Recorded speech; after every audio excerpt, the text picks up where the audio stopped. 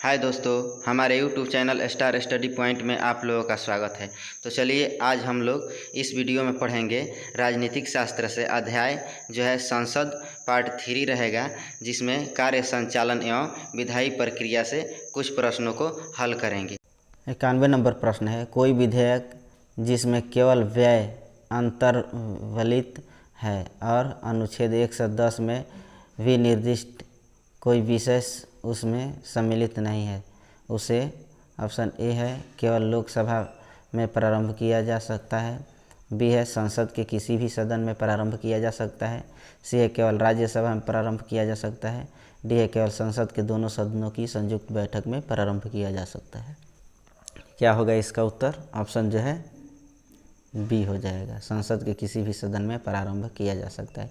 कोई भी विधेयक जिसमें केवल व्यय अंतर्विलित है और अनुच्छेद 110 में विनिर्दिष्ट कोई विषय उसमें सम्मिलित नहीं है तो उसे संसद के किसी भी सदन में प्रारंभ किया जा सकता है। इसे साधारण विधेयक की तरह प्रयोग किया जाता है तथा इसके लिए भी वही प्रक्रिया अपनाई जाती है जो साधारण विधेयक के लिए अपनाई जाती है। तथापि अनुच्छेद 117 खंड 3 के अनुसार भारत की संचित निधि से व्यय करने संबंधी उपबंध वाला विधेयक संसद के किसी सदन द्वारा तब तक पारित नहीं किया जाएगा जब तक ऐसे विधेयक पर विचार करने के लिए उस सदन के राष्ट्रपति ने सिफारिश न की हो। निम्नलिखित में से कौन सा शब्दावली भारत के संविधान में उल्लिखित नहीं है? यह है वार्षिक वित्तीय विवरण, बी है विनियोग विधेयक, सी है बजट, डी है भारत की संचित निधि। तो क्या हो जाएगा उत्तर? Option C budget. संविधान में बजट शब्द का उल्लेख कहीं नहीं है, जबकि अनुच्छेद 112 के अंतर्गत वार्षिक वित्तीय विवरण शब्द का उल्लेख है। 93 नंबर प्रश्न है, बजट पर संसद के नियंत्रण के विषय में निम्नलिखित में से कौन सी बात सही नहीं है? तो ये है बजट के निर्माण में संसद का कोई हाथ नहीं होता है, बी है संसद को समेकित निधि पर प्रभारित व्यय को बढ़ाने की शक्ति प्राप्त है, सी है संसद को राष्ट्रपति की सिफारिश के बिना कोई कर आयोजित करने की शक्ति प्राप्त नहीं है, डी है संसद को राष्ट्रपति की सिफारिश के बिना किसी कर में वृद्धि करने की शक्ति प्राप्त नहीं है। तो क्या होगा उत्तर इसका? ऑप्शन जो है बी हो जाएगा, संसद को समेकित निधि पर प्रभारित व्यय को बढ़ाने की शक्ति प्राप्त है।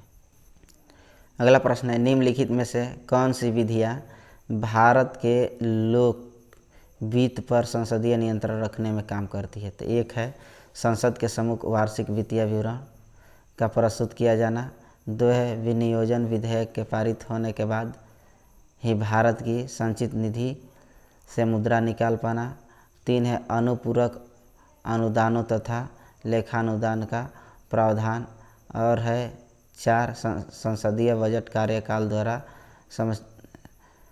समष्टिगत आर्थिक पूर्वानुमानों तथा व्यय हेतु सरकार के कार्यक्रम का एक नियतकालिक अथवा कम से कम मध्यवर्षीय पूर्वावलोकन, पाँच है संसद में वित्त विधेयक का प्रस्तुत किया जाना। निम्नलिखित कुटुक में से सही चुनना है।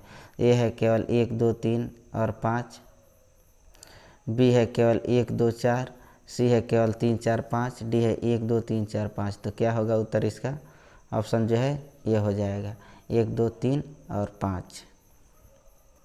अगला प्रश्न है, यदि वार्षिक संघीय बजट लोकसभा द्वारा पारित नहीं होता है तो यह है बजट में संशोधन कर यह दोबारा पेश किया जाता है, बी है सुझाव हेतु बजट राज्यसभा को भेज दिया जाता है, सी है संघीय वित्त मंत्री से त्यागपत्र देने के लिए कहा जाता है, डी है प्रधानमंत्री अपनी मंत्रिपरिषद का त्यागपत्र पेश कर देता है। तो क्या हो जाएगा इस प्रश्न का उत्तर? ऑप्शन जो है डी हो जाता है, प्रधानमंत्री अपनी मंत्रिपरिषद का त्यागपत्र पेश कर देता है। यानी वार्षिक संघीय बजट के लोकसभा द्वारा पारित न होने का तात्पर्य लोकसभा में सरकार के अल्पमत में आ जाने से है। ऐसी स्थिति में प्रधानमंत्री अपनी मंत्रिपरिषद का त्यागपत्र प्रस्तुत करेगा। ठीक है। अगला प्रश्न है, भारत की संसद के संदर्भ में निम्नलिखित कथनों पर विचार कीजिए।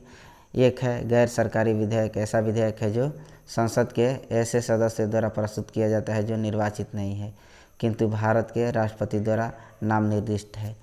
दो है हाल ही में भारत की संसद के इतिहास में पहली बार एक गैर सरकारी विधेयक पारित किया गया है। उपयुक्त में से कौन सही है? तो ए है केवल एक, बी है केवल दो, सी है एक और दो दोनों, डी है न तो एक और न ही दो। तो क्या होगा उत्तर? ऑप्शन जो है डी हो जाएगा, न एक और न दो। देखिए, गैर सरकारी विधेयक उसे कहते हैं जो कि संसद के ऐसे सदस्यों द्वारा सदन के पटल पर पुनः स्थापित किए जाते हैं जो मंत्री नहीं होते हैं, जबकि सरकारी विधेयक उसे कहते हैं जो किसी मंत्री द्वारा सदन के पटल पर पुनः स्थापित किए जाते हैं। गैर सरकारी विधेयक भी सदन में एक प्रक्रिया के तहत पेश किया जाता है। गैर सरकारी सदस्यों के विधेयकों तथा संकल्पों संबंधी एक समिति का गठन किया जाता है। इस समिति का गठन लोकसभा में किया जाता है। समिति में कुल जो है 15 सदस्य होते हैं तथा लोकसभा के उपाध्यक्ष इस समिति के अध्यक्ष होते हैं। स्वतंत्रता के बाद से अब तक 14 गैर सरकारी विधेयक दोनों सदनों में पारित हो चुके हैं। अतः दिए गए उपयुक्त कथन में से न तो एक सही है और न ही दो सही है। ठीक है। अगला प्रश्न है कि आर्थिक सर्वेक्षण प्रति वर्ष संसद में प्रस्तुत किया जाता है। ए है आगामी वर्ष के बजट के प्रस्तुतिकरण के पूर्व, बी है आगामी वर्ष के बजट के प्रस्तुतिकरण के पश्चात, सी है वित्त विधेयक के प्रस्तुतिकरण के पश्चात, डी है और उसका बजट के प्रस्तुतिकरण से कोई संबंध नहीं होता है। तो क्या होगा उत्तर? ऑप्शन जो है ये हो जाएगा। चालू वर्ष का आर्थिक सर्वेक्षण प्रति वर्ष संसद के आगामी वर्ष के बजट के प्रस्तुतिकरण के पूर्व प्रस्तुत किया जाता है, जिसमें चालू वर्ष में अर्थव्यवस्था के विभिन्न क्षेत्रों की प्रगति एवं गतिविधियों के साथ राजकोषीय विवरण प्रस्तुत किया जाता है। अगला प्रश्न है लेखानुदान संघ सरकार को अनुमति प्रदान करता है। तो यह है सार्वजनिक ऋण लेने के लिए, बी है भारतीय रिजर्व बैंक से धन उधार लेने के लिए, सी है राज्यों को अनुदान प्रदान करने के लिए, डी है निश्चित अवधि के लिए भारतीय संचित निधि से धन निकालने के लिए। तो क्या होगा उत्तर इसका? तो इस प्रश्न का उत्तर हो जाएगा ऑप्शन जो है डी, निश्चित अवधि के लिए भारतीय संचित निधि से धन निकालने के लिए। अगला प्रश्न है लेखानुदान बना है। तो ए है कै की रिपोर्ट पर मतदान के लिए, बी है अप्रत्याशित व्यय को पूरा करने के लिए, सी है बजट पारित होना लंबित होने के कारण निधि आवंटन हेतु, डी है बजट के लिए, ई है उपयुक्त में से कोई नहीं, उपयुक्त में से एक से अधिक। तो क्या होगा उत्तर इसका? तो ऑप्शन जो है सी हो जाएगा। ठीक है, बजट पारित होना लंबित होने के कारण निधि आवंटन हेतु। अगला प्रश्न है संसद में लेखा के लिए वोट आवश्यक होता है। तो यह है जब सरकार का व्यय राजस्व प्राप्तियों से अधिक होता है, बी है बड़े कार्यक्रमों की वित्त व्यवस्था हेतु जिसमें बहुत अधिक मात्रा में धन की आवश्यकता होती है, सी है जब सामान्य बजट के समय सीमा के अंदर पारित होने की आशा नहीं होती है, डी है उपरोक्त में से कोई नहीं। तो क्या होगा उत्तर इसका?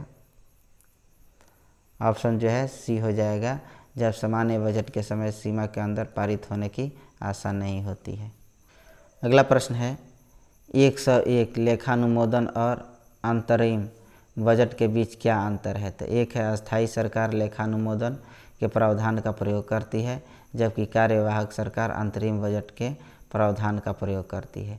दो है लेखानुमोदन सरकार के बजट के व्यय पक्ष मात्र से संबंध होता है, जबकि अंतरिम बजट में व्यय तथा आवती दोनों सम्मिलित होते हैं।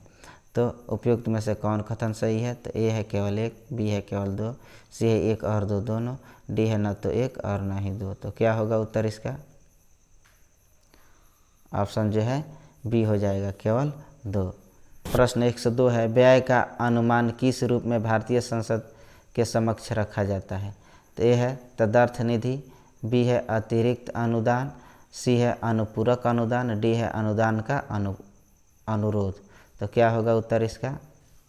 ऑप्शन जो है डी हो जाएगा, अनुदान का अनुरोध। अनुच्छेद 113 खंड 2 के अनुसार संचित निधि पर आधारित व्ययों के अतिरिक्त अन्य व्ययों के अनुमान जो है लोकसभा के समक्ष अनुदानों की मांगों के रूप में रखे जाएंगे और लोकसभा को शक्ति होगी कि वह किसी मांग को अनुमति दे या अनुमति देने से मना कर दे अथवा किसी मांग को उसमें विनिर्दिष्ट रकम को कम करके अनुमति दे। 103 कि सामान्य वित्तीय विधायन में चरण सम्मिलित है। तो 1 है बजट का प्रस्तुतिकरण, 2 है बजट पर चर्चा, 3 है विनियोग विधेयक को पारित करना, 4 है लेखानुदान, 5 है वित्त विधेयक को पारित करना। तो ए में है 1, 2 और 3, बी में है 1, 3 और 4, सी में है 1, 2, 3 और 4, डी में है 1, 2, 3 और 5। तो क्या होगा इस प्रश्न का उत्तर? तो इस प्रश्न का उत्तर हो जाएगा ऑप्शन डी, 1, 2, 3 और 5। बजट का प्रस्तुतिकरण जो है बजट पर चर्चा, विनियोग विधेयक को पारित करना तथा वित्त विधेयक को पारित करना सामान्य वित्तीय विधायन के चरण है, जबकि लेखानुदान जो है प्रत्यानुदान एवं अपवाद अनुदान जो है अनुच्छेद 116 इनमें शामिल नहीं है। अगला प्रश्न है निम्नलिखित प्रस्तावों में से किसका संदर्भित संबंध संघीय बजट से है? तो ए है निंदा प्रस्ताव, बी है ध्यानाकर्षण प्रस्ताव, सी है कटौती प्रस्ताव, डी है स्थगन प्रस्ताव। तो क्या होगा उत्तर इसका? ऑप्शन जो है सी हो जाएगा, कटौती प्रस्ताव। तो देखिए निंदा प्रस्ताव जो है सरकार की दोषपूर्ण नीतियों की आलोचना के लिए लाया जाता है, और ध्यान आकर्षण प्रस्ताव जो है किसी अति आवश्यक सार्वजनिक महत्व के विषय पर संबंधित मंत्री का ध्यान आकर्षित करने और उससे पद एवं सत्ता के अनुरूप औपचारिक कथन की प्राप्ति के लिए लाया जाता है। और कटौती प्रस्ताव जो है बजट पेश होने पर अनुदान मांगों पर बहस के दौरान संसद सदस्यों को धन राशि में वृद्धि का अधिकार नहीं है, वे मात्र कमी कर सकते हैं, और ऐसा वे कटौती प्रस्ताव के द्वारा करते हैं, जो 3 प्रकार के होते हैं: नीति निर्नुमोदन कटौती, सांकेतिक कटौती एवं मितव्ययिता कटौती। स्थगन प्रस्ताव किसी अति आवश्यक सार्वजनिक महत्व के विषय पर सदन के सदस्यों का ध्यान आकर्षित करने हेतु लाया जाता है। ठीक है। अगला प्रश्न है कटौती प्रस्ताव का उद्देश्य क्या होता है? तो यह है सरकार की नीतियों पर नियंत्रण करना, बी है सत्ताधारी दल की कार्यवाही को रोकना, और सी है बजट प्रस्ताव के खर्च में कमी का प्रस्ताव प्रस्तुत करना, डी है सरकार के सभी वित्तीय लेन देन को निरस्त करना, ई है उपयुक्त में से कोई नहीं, उपयुक्त में से एक से अधिक। तो ऑप्शन क्या हो जाएगा? सी हो जाएगा जी, बजट प्रस्ताव के खर्च में कमी या प्रस्ताव प्रस्तुत करना। अगला प्रश्न है ध्यान आकर्षण सूचना के प्रावधान में निम्नलिखित में से किसके क्षेत्र को सीमित किया है? तो ए है अल्पावधि चर्चा, बी है प्रश्नकाल, सी है स्थगन प्रस्ताव, और डी है शून्यकाल। तो क्या हो जाएगा? ऑप्शन जो है सी हो जाएगा। ध्यान आकर्षण की संकल्पना भारत की देन है। यह आधुनिक संसदीय प्रक्रिया की एक नवीन संकल्पना है, और इसमें प्रश्न तथा अनुपूरक प्रश्न पूछे जाते हैं। इसमें सदस्यों को अविलंबीय लोक महत्व के विषय में सरकार की विफलता अथवा उसके द्वारा की गई अपर्याप्त कार्यवाही को सामने लाने का अवसर मिलता है। यह स्थगन प्रस्ताव के सदृश है, परंतु इसमें निंदा का पक्ष नहीं होता है। अगला प्रश्न है भारत की संसद किससे द्वारा मंत्रिपरिषद के कृत्यों के ऊपर नियंत्रण रखती है? तो एक है स्थगन प्रस्ताव, 2 है प्रश्नकाल, सी है अनुपूरक प्रश्न। नीचे दिए गए कूट से सही चुनना है। तो ये है केवल 1, बी है केवल 2 और 3, सी है केवल 1 और 3, डी है 1, 2, 3। तो क्या होगा उत्तर इसका? ऑप्शन जो है डी हो जाएगा, 1, 2 और 3। 110 है तारांकित प्रश्नों के विषय में सही क्या है? तो 1 है उत्तर मौखिक दिए जाते हैं, 2 है उत्तर लिखित दिए जाते हैं, 3 है पूरक प्रश्न पूछे जा सकते हैं, और 4 है पूरक प्रश्न नहीं, 5 है उत्तर पर बहस की जा सकती है, 6 है उत्तर पर स्पीकर का नियंत्रण रहता है। तो कूट से पहचानना है आंसर। ए है 2, 4, बी है 1, 3, सी है 5, 6, डी है 3, 5, ई है 2 और 6। तो क्या होगा उत्तर इसका? 1, 1 और 3 किस में है?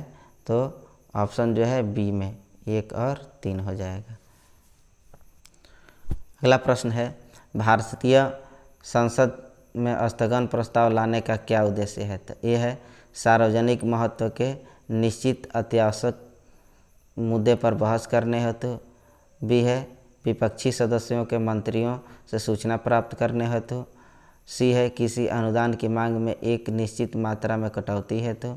और डी है कुछ सदस्यों के हिंसक अथवा अनुचित व्यवहार पर रोक लगाने के लिए कार्यवाही स्थगित करने हेतु।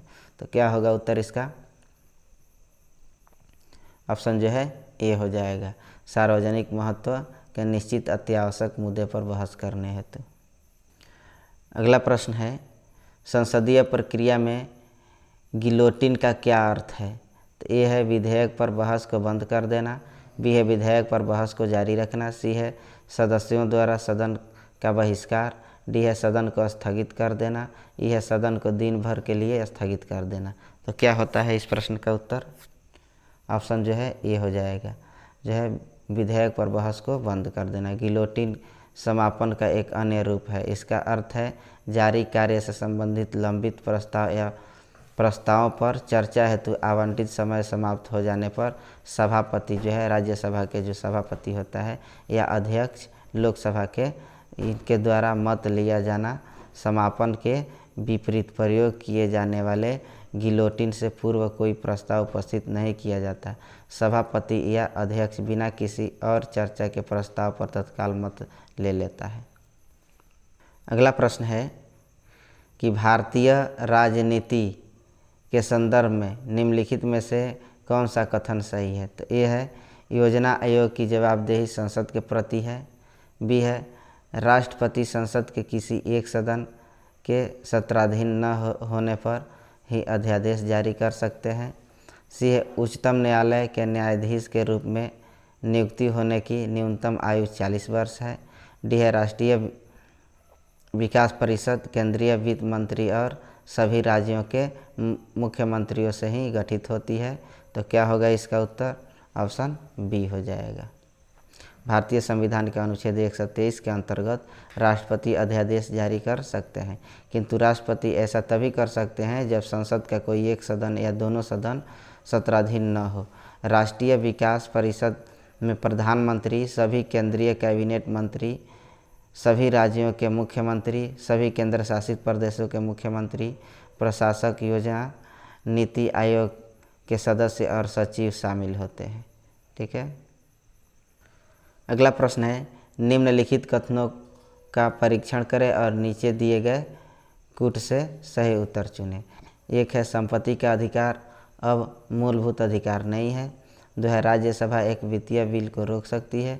3 है भारतीय संविधान की प्रस्तावना में 42वें संशोधन द्वारा धर्मनिरपेक्ष तथा लोकतांत्रिक शब्द बढ़ाया गया है। 4 है संसद के दोनों सदनों में से कोई विवाद लोकसभा अध्यक्ष की व्यवस्था द्वारा सुलझाया जा सकता है। तो कूट के अनुसार आंसर पहचानना है। ए में है 1 और 2, बी में है 1 3, सी 1 4, डी 2 3। तो क्या होगा उत्तर इसका? ऑप्शन ए हो जाएगा 1 और 2। अगला प्रश्न है भारतीय संसद का सचिवालय ए है संसदीय कार्य मंत्री के अधीन है। बी है राष्ट्रपति के अधीन है। सी है सरकार से स्वतंत्र है। डी है सर्वोच्च न्यायालय के अधीन है। तो क्या होगा उत्तर इसका? ऑप्शन जो है सी हो जाएगा। इस प्रश्न का उत्तर ऑप्शन सी हो जाएगा, सरकार से स्वतंत्र है। स्वतंत्रता से पूर्व भारतीय विधानमंडल के लिए सरकार से स्वतंत्र एवं असंबद्ध पृथक सचिवालय का विचार जनवरी 1926 में प्रभावी रूप से सामने आया। स्वतंत्रता के बाद भी इस विचार को अपना लिया गया। संविधान के अनुच्छेद 98 के तहत भारतीय संसद के प्रत्येक सदन के लिए एक पृथक सचिवालय की व्यवस्था है जो कि सरकार से स्वतंत्र है। अगला प्रश्न है भारतीय संसद का स्वर्ण जयंती समारोह मनाया गया था। तो ए है 1/1/1997 को, बी है 15/8/1997 को, सी है 26/1/2002 को, डी है 13/5/2002 को। तो क्या होगा उत्तर इसका? ऑप्शन डी हो जाएगा 13/5/2002 को। 13 मई 2002 को भारतीय संसद की औपचारिक स्थापना यानी प्रथम लोकसभा चुनाव के पश्चात 13 मई 2052 को प्रारंभ प्रथम अधिवेशन से जो है लोकसभा के 50 वर्ष पूर्ण होने के उपलक्ष्य में भारतीय संसद का स्वर्ण जयंती समारोह मनाया गया था।